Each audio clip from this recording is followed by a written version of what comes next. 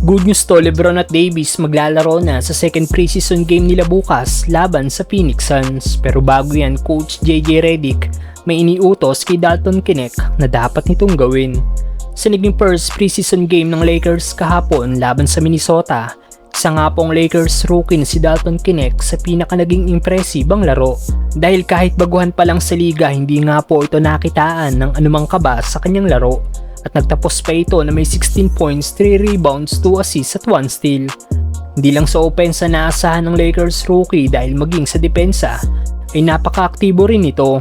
At after ng game ng Lakers kahapon, sinabi nga po ng Lakers coach si JJ Redick na sa naging pag-uusap nila ni Dalton Knecht ay iniutos niya dito na makipag-compete din sa defensive end ng Lakers. Kaya naman para magkaroon ng minuto at makasama sa rotation ng team, kakailanganin daw talaga ni Knecht na maglaro na may depensa.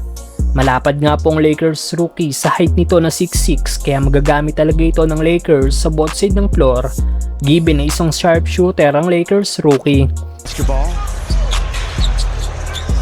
Knecht doubled up and he still knocks it down. Maging si LeBron ay napabilib din sa laro ng Lakers guard at sinabing pang pro na daw talaga ang laruan ni Dalton Knecht at ready na ito sa NBA.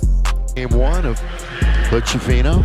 Nice baseline cut by Knecht and Samantalang LeBron at Davis maglalaro na sa kanilang second preseason game bukas kontra sa Phoenix Suns. Well out nga po sina LeBron at Davis sa kanilang first preseason game kahapon, pero present naman ang dalawa at nanood lang ng kanilang laban. At ngayon magandang balita nga po para sa mga Lakers fans dahil makikita na natin maglaro ang dalawang superstar ng Lakers bukas. Dahil ayon sa report, sinabi ng Lakers coach si JJ Redick na maglalaro na sina LBJ at AD sa kanilang second preseason game. Makakalaban nga po nila ang team ng Phoenix Suns, kaya sigurado magiging kaabang-abang na laban ito, lalo't ang Phoenix Suns ay binubuo ng Big Three na Devin Booker, Bradley Beal at Kevin Durant, laban na ng mga mag-teammates sa Team USA. Magaganap ang laban ng dalawang team bukas 9:30 ng umaga.